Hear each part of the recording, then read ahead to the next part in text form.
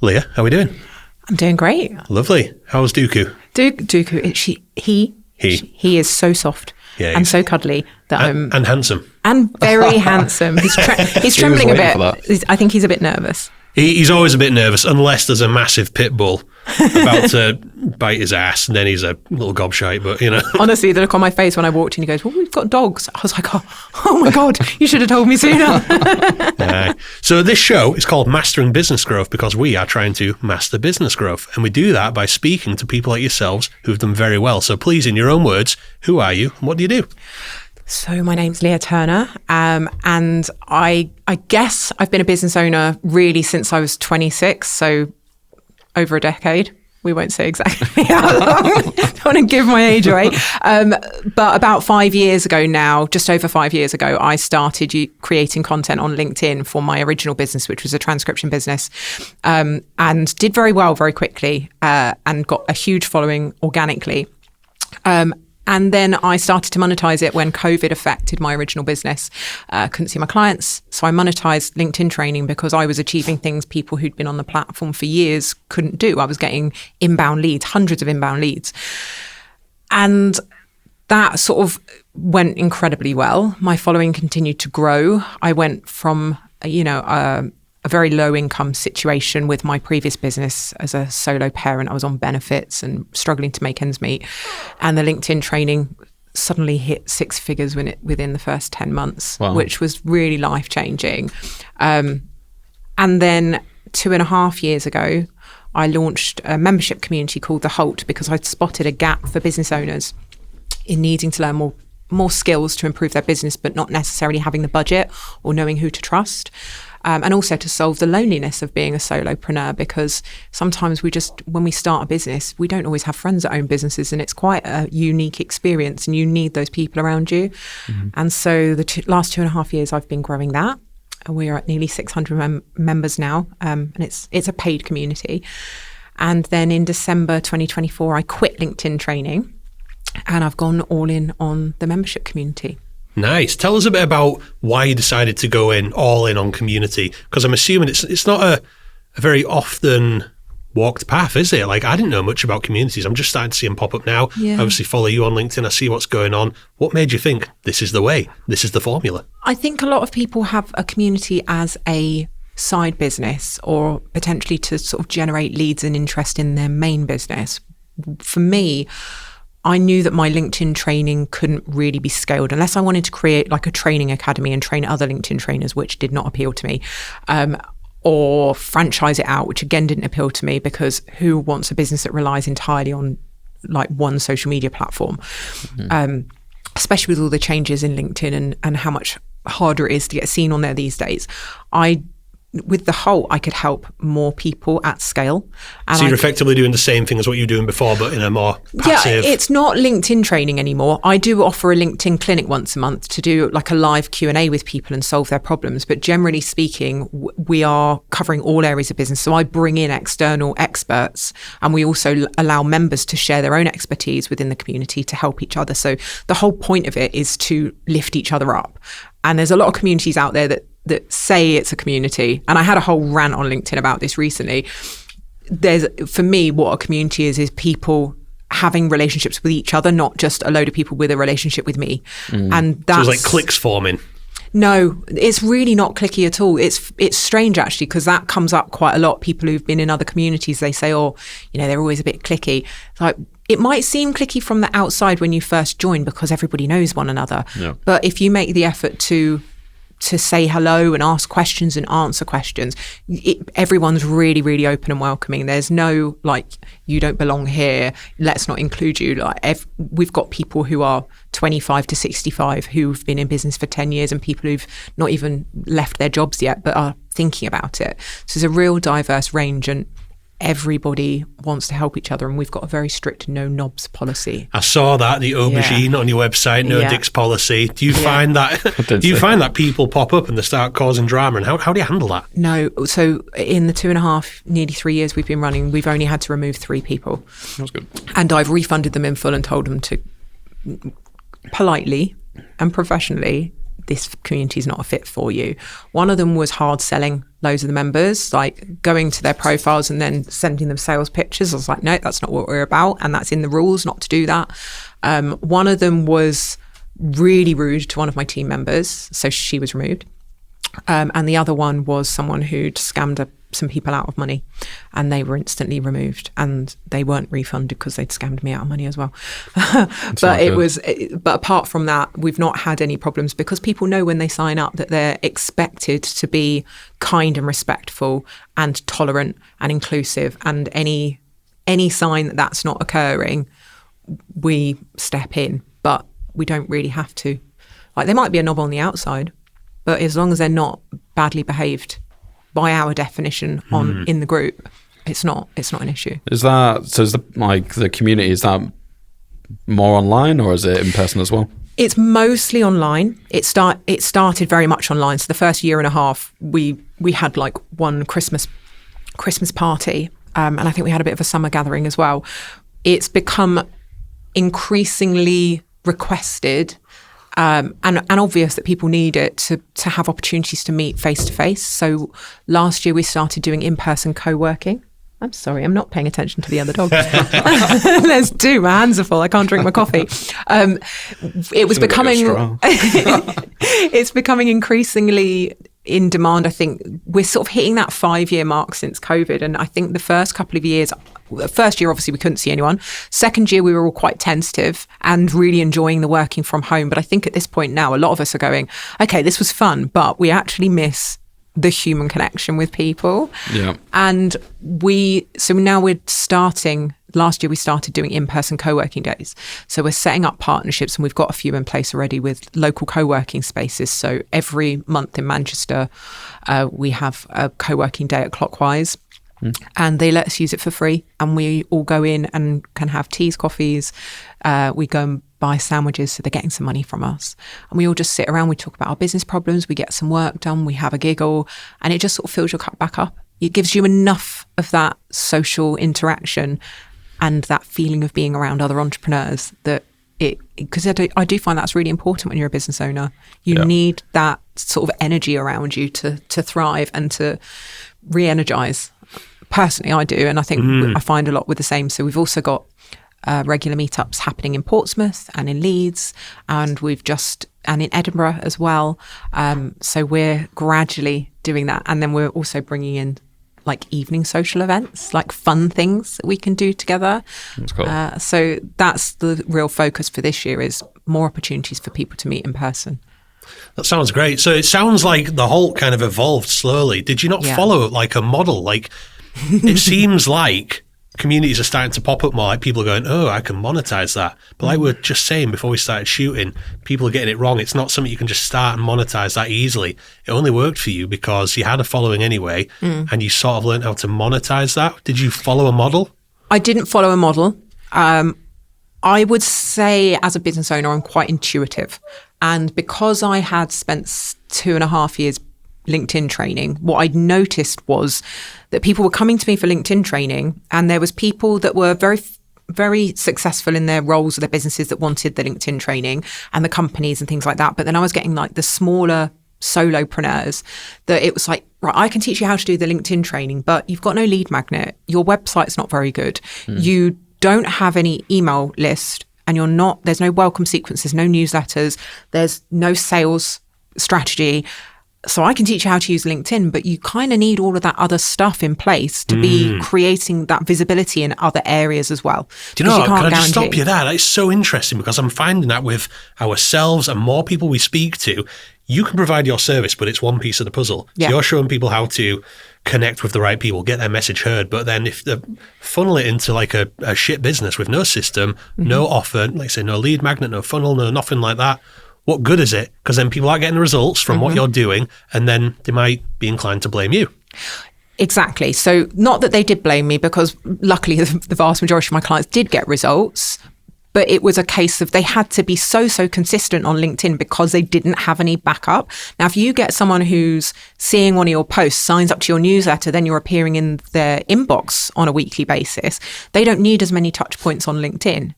Or if they go to your website and are absolutely astounded, download a lead magnet that's really useful, they're thinking of you anyway without you having to constantly rely on the algorithm on LinkedIn to show them your content.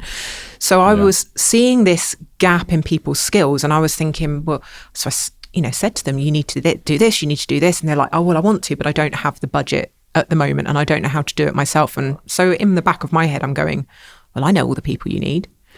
And what if I was the middleman? I've got all these people that want to be associated with my brands. They want me on podcasts. They want me to present to their communities.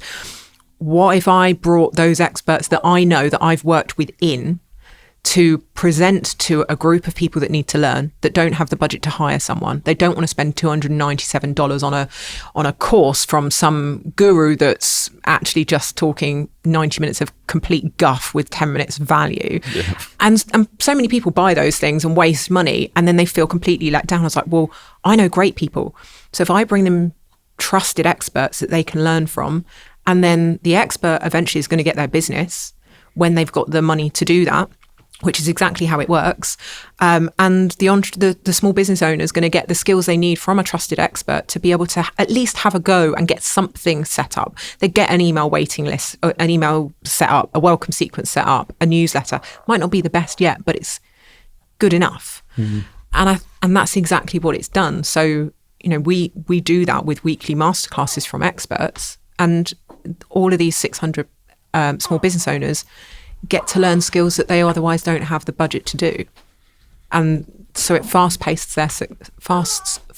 their success to a certain extent. So say someone's looking to join the HoLT. You mentioned you bring experts in who teach you all sorts. What do you know? What do you think people are looking for specifically, and what do you offer? I think the need varies with people, and we did a bit of research and I did interviews with 10 of the members that have been in the community for between 3 months and 2 years. That was a couple of weeks ago, and it became very apparent that everybody finds value in different aspects of the HoLT. So some people rarely come into the actual community to chat, but they watch all the masterclasses while they're traveling for business, and make loads of notes and try all the different ideas, speak to the experts, hire them, etc. We've got some people that never really watch the masterclasses. They're there for the companionship and the opportunity to sort of hive mind their problems in the community, inside like the chat sections of the app. And then we've got other people that really just show up for the in-person opportunities. Some people are just there to use it as a directory of great people that they'd like to work with because they know they've come in with very similar values, because they're attracted to sort of my values of running the community.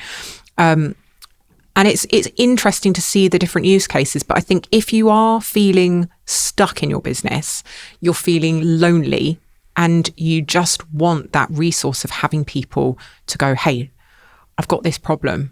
Has anyone got any suggestions? Or what do you use for this? Or can you recommend someone who does this? Instantly, I don't think we've ever had a question that someone couldn't answer. Someone was looking for a tailor to alter some dresses, found one locally from another member. One member, which amazed me, he needed some photos of a specific building in Spain, but everything was like licensed online. So he put a shout out in the HoLT saying, does anyone know anyone who lives near here? And one of the Spanish members was like, I'm going there next week. I can take some photos for you. I was like, no way. What? And he gave her a bit of money to do it. But I was like, wow, that's wild. But it's not, obviously there's a lot of business stuff in there as well. And because we're not like a lot of, the in-person networks where it's like we'll have one accountant, one insurance broker. Yeah, I was going to ask about this. We do not do that. There's someone for everyone in there. So we've got loads of graphic designers. We've got lots of copywriters, coaches, financial experts, but everybody can then pick and choose from who they want.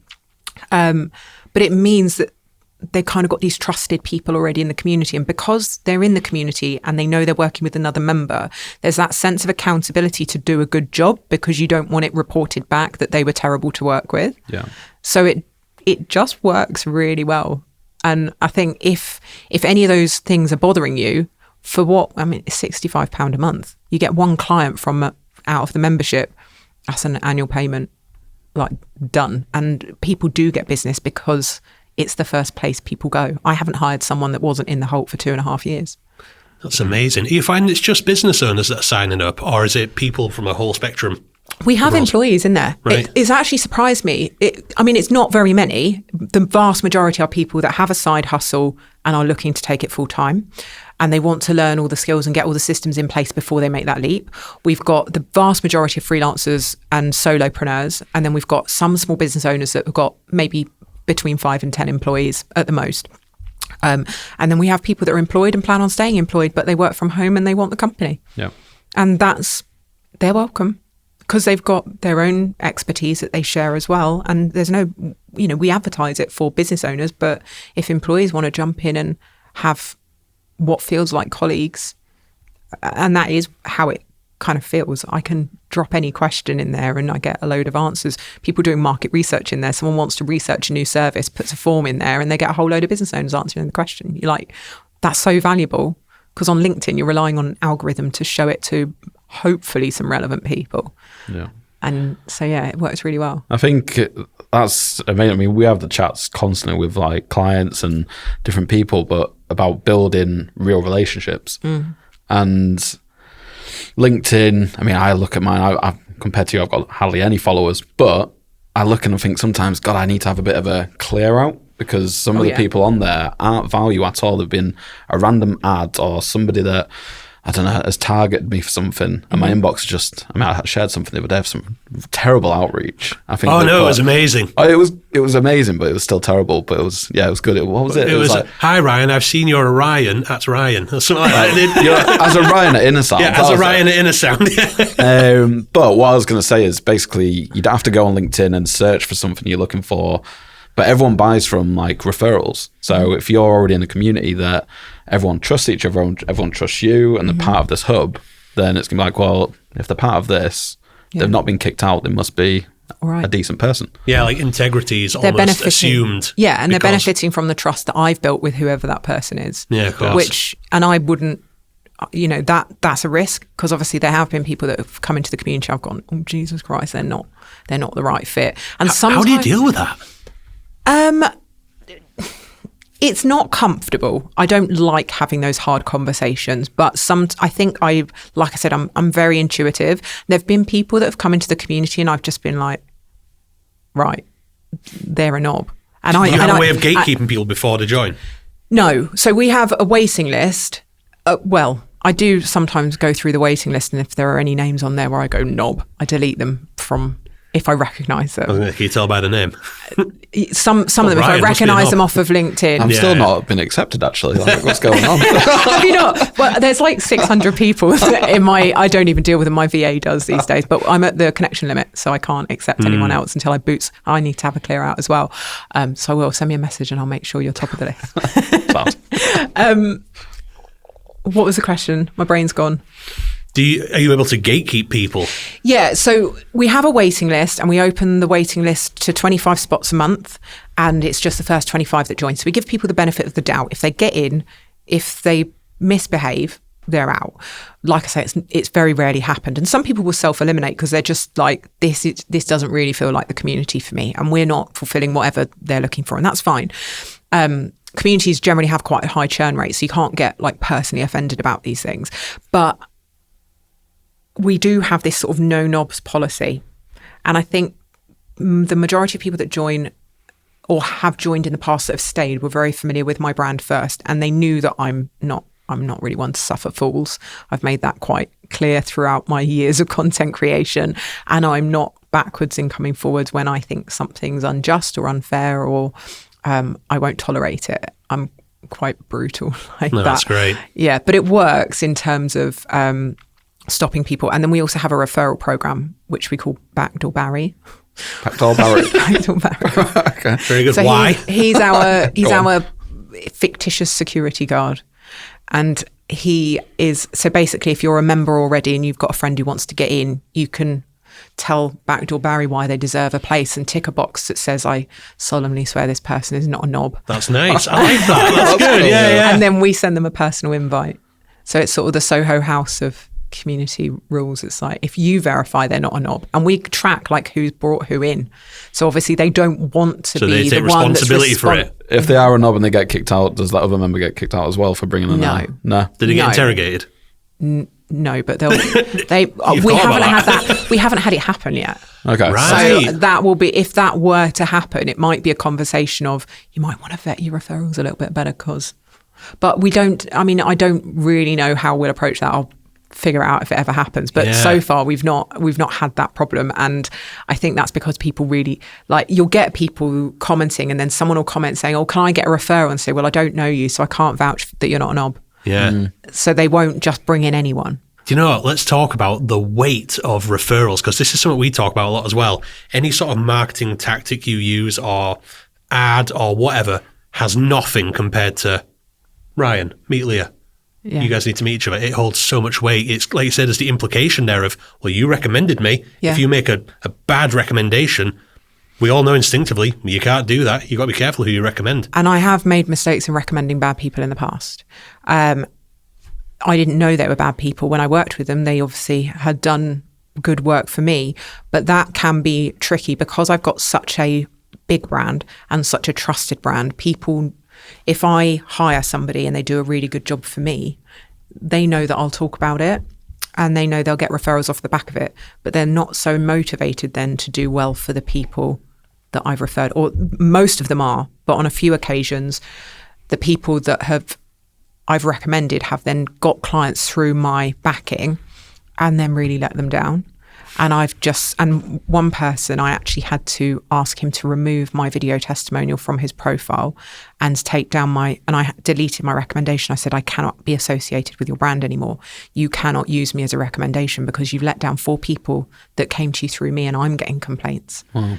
And I spent half a day rectifying a mistake he'd made because I felt so bad about giving this bad recommendation. So yeah, like, it happens and I have to be really careful. And it's why I won't recommend, I get asked all the time, will I do sponsored posts for this piece of software? I say, no, I won't. Yeah. Because it's taken me years. Know. Exactly. If I already use it and I can absolutely vouch for it, I will happily recommend it. I'll take an affiliate on it. I do very, very few of those. I pass on discounts to the community. So I'll say, rather than give me an affiliate, can you give a discount for members of the community to use instead? Yeah. Or sometimes just another incentive. Yeah, we've got a whole discounts channel. So anything that people offer me, I pass on to the community, which is great. That is great. But yeah, I don't knock or judge anyone who does do the sort of sponsored posts. And I'm not saying I will never do it, but I won't do it for things that I haven't personally used or know someone I trust very, very closely that has used it and would vouch for it. That's amazing. You're at that level though, that you can make that decision. That's like, I'm only going to work and be associated with brands or companies that I want to be, rather than, do you know what I mean? I guess a lot of people at the start, like with a small business, like, oh, we'll do anything just to get some face time. Yeah, and I totally understand that. Like, I think, 5 years ago when I was basically living just above the poverty line with my son, I might have made different choices, but I have worked so hard to gain the trust that I have. If I was to, in inverted commas, sell out by advertising, there was one NordPass. Everyone was posting about NordPass for a while. So I've never used NordPass.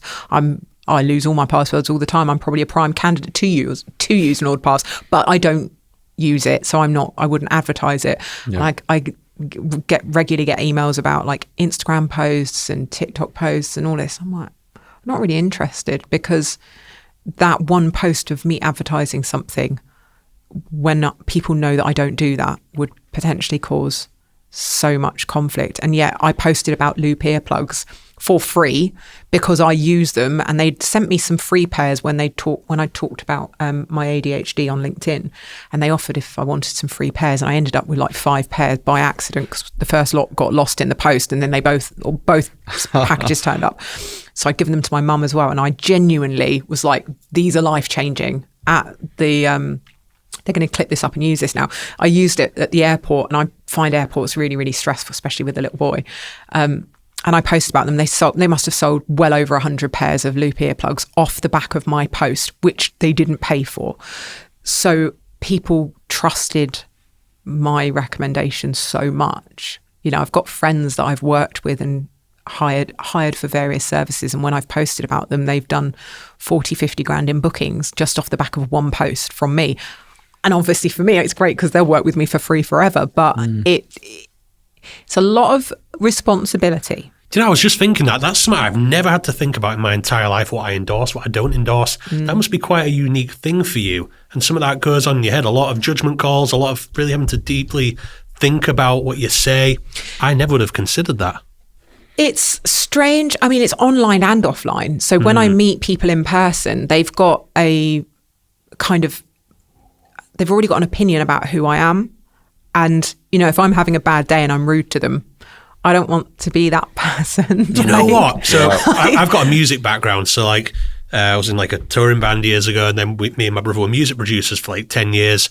And it's a really interesting thing because I've got a lot of stories from like different musicians we work with, some of them like pretty famous, and they will say that the pressure of having to mimic the performance they put on for online media. Yeah. And sometimes it's like they had an argument with the wife and they're just not in the mood. They've just played a show, they've gone to some bar after, and 20 people from the show have found out they're at this bar, and they go there and like, I'm just not in the fucking mood, you know, leave me alone sort of thing. And that's it, getting bad-mouthed online. It's like, they don't like their fans or whatever. Yeah, and I mean, I don't really think of it as like a fan base, but because I'm not like actual famous, it's just like my son says I'm actual famous and it's super cute, but I'm like, no, like a tiny little corner of the internet where I know. Concept, but you don't know who. Because I'm so heavily tattooed, I'm quite used to people sort of glancing at me in public, and not quite as much these days, and certainly not as much living in Manchester because it's way more normal up here or up there. But I never know why. Like if someone's sort of looking at me out of the corner of their eyes, do they think I'm fit? Are they just looking at the tattoos? Or is that, and that's what I get. People will come up and be like, oh my God, you're Lea from LinkedIn. I'm like, oh my God, I am. They're not put the rainbow in there. Lea rainbow. sometimes, and I just never know. So I'm quite. It's just something that's always in the back of my head when I'm out and about. It's like, don't be rude to someone. You never know. Like, and I'm not anyway. Like, that's not the kind of person I am. I'm generally. But if I were to just snap because I was annoyed or telling my son off in public and like we were having a bit of a tiff or something, I'm always like, oh my God, like what if there's somebody that knows me from LinkedIn that might sort of notice me? But it's also the pressure, like when you go to events, I go to events and meet people, and I feel so uncomfortable saying this, but like, I've been to events where there's literally been queues of people wanting to take selfies with me, and that honestly makes me deeply uncomfortable because I'm such an introvert, and like the whole fame thing just makes me want to gag. Is it like a necessary evil? But if I go to events, yeah, but it's like if I go to, and it happened last year, I went to an event in Bolton. And I was just going to support a friend, and that friend's well known on Facebook, but not really LinkedIn. So I was just popping along to this event, and I thought, I'll go along, I'll support them, I'll see some of the speakers, it'll be really fun, and then I'll go home. I didn't imagine, because her audience is very Facebook heavy, I didn't imagine that anyone would know me or that I would see anybody that I knew. And I got there, and I was just in the headspace of like regular Lea the mum, not like Lea the personality on LinkedIn. And so I wasn't mentally prepared for it, and I found it so overwhelming. I went for a coffee and I had all these people approach me and want pictures and chat to me, and I was like, oh, because I just hadn't got myself in that headspace. I ended up going and sitting in my car hyperventilating because I was just so overwhelmed. I just got like really anxious, and I went home. And I didn't even tell the people that I'd gone to see that I'd left. I just went, and because it just completely overcame me. And like, I'm going back to the event this year, but I will know to expect that this year. Yeah. So I'll be mentally more prepared. And be awkward if no one comes up to you this year, isn't it? You're like, I'm taking a whole group of people this year that I like from the community. I bought a table for members of the community. So yeah, I'll be much more like, I feel much more comfortable because it's not like a room full of strangers that a lot of them know me, but I don't know them. No, it's a real thing where you're sort of anticipating, like, again, same thing with people in bands where it's like, how do you act? Do they know me? Do they not? Yeah. Are they expecting a certain something from me? Yeah. It's a real thing. Yeah. But I tell you what, I'd be curious to talk a little bit about, I'm always curious about business development, how people win business, in your instance, get people to sign up. Like you say, you have the 25 a month thing. Yeah. Tell me a bit about that. So for the first year and a half, we didn't have we did have a waiting list, but we had the doors open all the time. And we found that churn rate was higher than it is now. And we found that people were just sort of dribbling in and out, and it made the structure of the working month quite chaotic, because like when someone joins, we send them like a graphic to celebrate that they've joined, that they can post on socials. And I was finding that I was constantly doing those because people were coming in and out whenever. And it also made it more difficult to manage like cash flow. So when we moved, because originally we had all the masterclasses on Kajabi and we had the chat in Slack, but once we got to about 150 members, it was unmanageable. Like it was so busy in that Slack channel, it was just pure chaos. So like, right, we're going to move it into an actual community app, and we chose Heartbeat. And so while we did that shift, we closed the doors because we didn't want more members coming in. And I think my tech team wanted to kill me, because right before we shut the doors, I was like, we're shutting the doors. And 130 people joined in a week. I was like, shit. Like, I wasn't expecting that many. So then we shut the doors and we never opened them again permanently. We moved the waiting list. We said, look, if you want to be notified when we open the doors again, join this list. And then I just realized that it made so much more sense to have people coming in bursts rather than constantly dripping in and out. And it meant that members knew when to expect 25 new members. They'd see lots of new posts coming up. There'd be more people to meet. And it also meant that we could control the growth, because having 130 members flood in all at once was so overwhelming, not just for me, but for the other members, because you suddenly got 130 new people to get to know. It's a lot. So I suppose you're wanting to welcome them properly as well, rather than just being a number, 25 people to get to say hello to. Again, I don't know the onboarding process, if you speak to them, or whether if we had 130 new leads come in or something like that, it'd be like, I can't remember what the first one was. Exactly. So it's a way better. Yeah. Way So it made sense for us. And a lot of people and it's a fair assumption, they thought it was supposed to be about FOMO. And obviously it does create FOMO, but that's not the intention. The intention was, we want this to grow sustainably, and we don't want the existing members to feel overwhelmed by massive influxes of people constantly. Like if I did some big marketing technique and tried to get 200 new members in, it would just really ruin the experience for the existing members. And they are my bread and butter. They pay the bills. Yeah, I was thinking exactly that. Like, if you had a certain influx of, say, I mean, I don't even know what the top number is you could reach and still manage. Is that a thing? I don't know. I mean, don't get me wrong. It is painful when you realise that there's all that money sat on the waiting list of people that want to come in. That must tempt you. At one point I worked out, I was like, shit me, there's 60 grand a month sat there on a waiting list. Now, obviously, they're not all going to join. Some of them are there just to see the launch process. They're curious for their own communities. There are people that are thinking, well, I want to be in on it because at some stage in the future, I want to join. So they're not all going to be actual members right now if we just open the doors to everybody. But that is hard when you're thinking about that. But I think you've got to think about the big picture. And for me, I think it would be fair to say that I'm earning more than I ever imagined that I could earn. The business is doing well, and it pays for all my freelance team and leaves enough for me to afford all my bills and holiday for me and my son and his ridiculous Satsuma habit. Like, I can afford all those. I'm not trying to be a millionaire.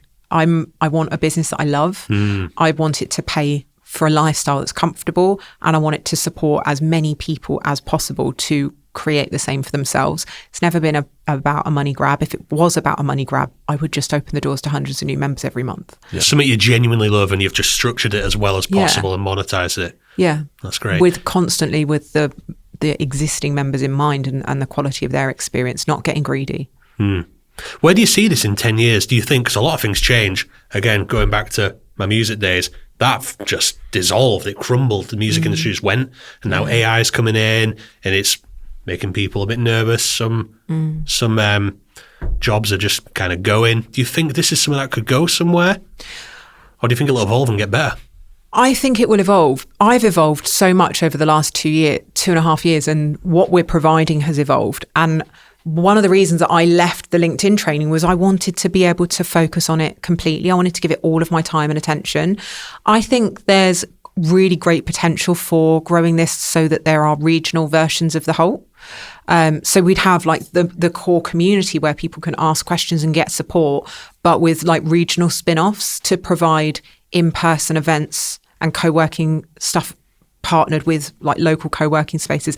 I think that would be amazing to be able to create like regional hubs of support for people.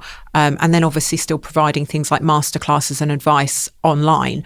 I'd love to see it go there, because I think we're really coming back to that wanting to be face to face. And there are so many people that want to start their own businesses now, whether it's content creators or, you know, coaches. There's never a shortage. The amount of people turning to business ownership is huge. And I think as long as there is a lot of people deciding to run their own businesses, there's also going to be a lot of people that are lonely and lacking support and lacking funds to pay for training. And this is the way to learn now. Yeah. It is. And it's easier to learn in a 1-hour masterclass from an expert that's there that you can ask questions of than it is to buy a 3-hour course that you're constantly putting off. Because you're just like, yeah, I'll do it. I'll get around to it. I'll get around to it. And the people have the opportunity to interact with the people providing the courses. Almost all of them do like a Q&A at the end. And they're always open as well. Like if they do a masterclass, they're genuinely lovely people. So if you DM them a question based on their masterclass, I saw your masterclass in the HoLT. I just wondered if you could answer a couple of questions that came up for me. I don't know any that would be like, no, screw you. Is this part of your like no knob policy? I'm guessing the people that you get in to do the masterclasses are also people that you trust. Yeah, because I find them on social media and they come through recommendations and from the fact that they follow me. So they kind of know my ethos as well. I think because I've spent 5 years being so visible and quite tough in my integrity and values and not really bending them for anyone. You know, I turned down a company, and I won't say the name, but it was the biggest tobacco company in the world, who wanted to fly me out to, I can't remember where it was now, like Luxembourg or something like that, to train their leadership team. And I sat with it for like a couple of hours and I said, okay, I'll say yes to a call and just see how I feel. And I got on the call with them. I was like, this sounds like such an exciting opportunity and could really like catapult me into the corporate realm in terms of LinkedIn training. And I went, I can't do it. I can't work with a company like that. Like it goes against everything I'm about. And I said no. And God knows how much it would have been. Like a lot of money. And I was just like, I just cannot do it. And there have been loads of times that I've turned down very handsome offers that just I know would undo the hard work that I've done. And maybe it's not been the most sensible move business wise, but like I say, I'm not money motivated. I grew up poor. I raised my son to the age he is now with very little. I'm not afraid of not making loads of money. As long as I can make ends meet, it's okay. So when you're driven by the purpose of helping others and not becoming rich, it makes those decisions a lot easier, because you just think, well, if I lose the trust in the brand that I've built, I'm not going to be able to help as many people. Therefore, this isn't a good decision. Of course. So give us an overview. I'm interested in joining the HoLT. What's the process? Well, you can ask me really nicely for the backdoor Barry link, because I can verify that you're not a knob. Or you can go to the-holt.com and sign up for the waiting list. And then I think the next launch date is around the 17th of February. And you'll get some emails in the week leading up to it to remind you when it is, to give you instructions, tell you how the process is going to work, get you excited, show you some feedback from other members, get you all hyped up. And then you have about 6 minutes to actually join when we go live. I was going to say, is this like Oasis ticket style? It's like, all your screens, I'm right, everyone turn your, disconnect from the Wi-Fi, I'm joining the HoLT, and everyone's people like pre-buy them and like sell them on the black market. So we have had feedback like that. I've had lots of people that have messaged me and gone like, oh my God, I was less stressed trying to get Taylor Swift tickets, or, you know, it was easier to get Glasgow tickets than to get in. It's the best way is to get know someone who's in there and ask them to refer you in. And it just makes me laugh. It's so childish that we've got backdoor Barry, but it just makes me laugh every time. And it's almost like a litmus test, because if people go, well, that's ridiculous, you're like, well, you're probably not our cup of tea then. Right for it, yeah. You know, you haven't got the same kind of mischievous sense of humour, and that business should be a bit playful and a bit like tongue in cheek, because the world's too serious, isn't it? Yeah. And humor brings us together. We have a great laugh in there. So yeah. And then once we usually sort of say to people, set an alarm 5 minutes before and start refreshing your screen, have your credit card handy because they go quick. And the 25 spaces sell out in under 10 minutes every month. So then you'd fill in your little profile, you get into the community, it posts what you filled in into the new member intro channel, and then you get a video message from me showing you, welcoming you and showing you around how to use the HoLT and where everything is. And then it's just a case of getting involved in exploring, joining a community call, coming to one of the sales tech LinkedIn clinics that we have. We've got stuff that focuses on well-being, and it's just sort of picking and choosing the bits you want. It's kind of like some people join and they go like, oh my God, I'm overwhelmed with how much there is. Because and I'm not upset by that feedback. Like, we provide for £65 a month, like, you are getting so much. It's ridiculous. To the point where you don't have to utilise it all to get your money's worth. No, I mean, one masterclass a month, you've got your money's worth. Because if you think about the 1 hour masterclasses, people sell these for £99 a go. Yeah. So we put in 4 of those guest masterclasses every month, plus member masterclasses, plus you get the community call every week. And we have like a focus session on a Wednesday. So we do like a body doubling 2-hour sprint. People come in, tell us what they're going to achieve in that 2 hours, leave their cameras on, turn the cameras off, it's up to them. And at 10 minutes before the end, they come and say what they did. Really interesting, that. And you feel accountable. So you just fire through. I did it and I literally got through all of my receipts. I've submitted all of my receipts to my accountant, which I'd been putting off since beginning of December. Oh, I love putting and I just stuff got off. Yeah, but because I'd said I was going to do it, I was like, well, I can't show up at the end of the call and not do it. I'm setting a terrible example. So I had to do it. So I did. And everyone was like, that was amazing. But these are like, that's every week. And we have a content hour every week. It's just wild. Like, it's grown. We have members that host things as well. So it's not all on my time, because that would be unmanageable. But we have members that just volunteer to host things. At the in-person meetups, they want to be involved in what we're doing and help. And I think we provide so much help that it creates that kind of ecosystem of everybody's supporting each other. It's magical. I know, I feel like every time I talk about it, that people won't believe me because of how good it actually is. But our community, when you go in, there is not a single question that you would ask where someone's going to go, well, that's stupid, because everybody knows what it's like to be at the beginning. Yeah. And it doesn't matter how stupid you think you sound. No one's thinking you're stupid. And there will be a whole load of people that will be able to offer advice and support or reassurance or whatever it is. And the chat channels are busy. Like, every day there's lots of posts happening in all the different channels and people jumping in. Like, there's never one of those communities where you go in and go, oh, there's not much going on in here. It's like, it's the opposite. Yeah. Well, speaking of which, there's one more thing I want to ask you about. Yeah. Obviously, you have access to a lot of business owners, and they're all venting their problems, their troubles. So you must see a lot of people have the same issues. Based on that, what is the golden nugget of advice you would give to any business owner? I think the one that comes up the most is people struggling to price what they do and struggling to feel like they are worth what that price should be. And that sort of imposter syndrome, that's the biggest thing. And I think that imposter syndrome comes from not being around other business owners as much, because the minute we realise it's not just us that feels that way, we realise that actually when we know that the feelings we're feeling are normal, we know that there are ways to sort of overcome them and push past them. We can see other people going, okay, I'm scared, but I'm going to give it a go anyway.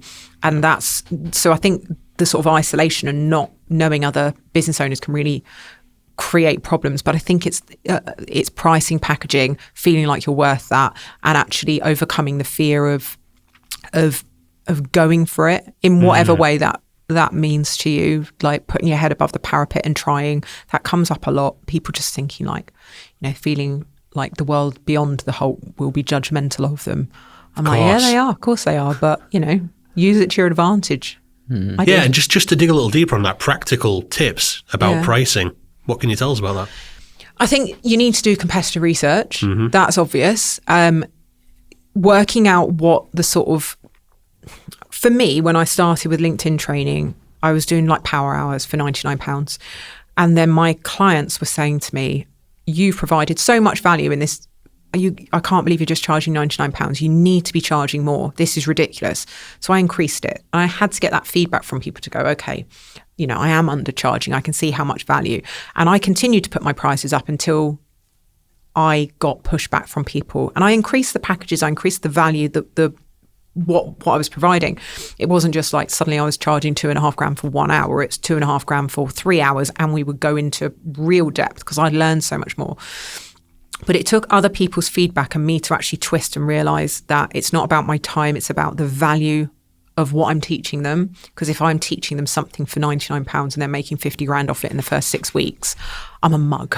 I'm an absolute mug. And I was, because I was completely naive. I didn't know. And £99 was a lot of money for me in those. That was like a day or more of work in my typing business. So I think you need to work out what other people are charging and then compare what they're offering to you and see, like, do you go over and above that? Are they actually getting business? You can't just because they say they are on LinkedIn doesn't mean they actually are, And it's getting in with the right people as well. You'll say to some people, oh, this is $2,000. And they're like, what? How much? But you say to someone else, it's $5,000. And they're like, oh, that's great. We love so it's those getting people. with the right people. Yeah. Try and find them people. Yeah, you've got some people that are literally just, paid. And then other people that won't understand the value. And that might be down to you not explaining it well. It might be that your landing page is not clear about what they're going to get out of it. Are they really understanding the transformation that you're going to create? It is a can of worms, isn't it, pricing? Yeah, it is a can of worms. But I think having advice from people and having a group of people that are in a similar field that do a similar thing to help guide you. And really, I mean, when I did speaking events, I just I'd say a number. And if they agreed quickly, I was like, right, I'll put out £500 for next time. and then the next one, if they went, oh, that's a bit too much, I was like, okay. Drop it 500. Well, I'd have space to negotiate then. Yeah. So, but I sort of have a number in my head and I'm like, sometimes I say it. I did one for, I won't say who it was for, but they asked me if I'd do it and it was a 20 minute talk. And I was like, $3,000. And they went, yeah, that's fine. I was like, fuck, I totally could have got more than that. I'm an idiot. Like, I should have said 5, should have said 10. But it's so annoying when it's things like that. I did it with a sponsor for the Christmas party. I was like, oh, it's going to cost this much to sponsor. And he's like, I would have paid 15. And it was 6. I was like, no. Yeah, so next time, he goes, you could have got so much more to get in front of 250 business owners in the room with these business owners. You could have, so obviously next time it'll be a lot more. I was fuming. So I don't get it right all the time. We heard this. We did one of these episodes with Linda Plant from The Apprentice, and she said you should approach every deal willing to not walk away with everything. So she said if you can get 80-90% of what you're looking for, that's great. Yeah. It's a good way to look at it. Yeah, I think always go a little bit higher than you're comfortable with because there's room to negotiate down. Don't do what I did and undersell yourself and then kick yourself because they said yes a bit too quickly. I won't sleep at night after hearing that. We had 2 sponsors, so it wasn't the end of the world, but he would have gone higher, which is like my podcast this year. I've put it up a little bit more because I was like, well, we're ranking in the Apple charts, and we're going to be recommended in the Apple charts. So I was like, I need to put it up a little bit now because we've got a bit of prestige behind us. But it is a minefield and it's trial and error, but you can make it easier by knowing people and actually having those open conversations. And I think it's really important that people do have those conversations. People are often so shy about saying their prices. Yeah. They don't put prices on their website and they don't put prices on their LinkedIn profile. I'm like, fuck it, stick it on mine. If they can't afford it, they're not going to waste my time. Yeah, that straight away. Yeah, because I don't have the time to waste. And it's a qualifier, isn't it? Yeah, if they go $2,500, that's way too much for LinkedIn training. I'm like, okay, cool.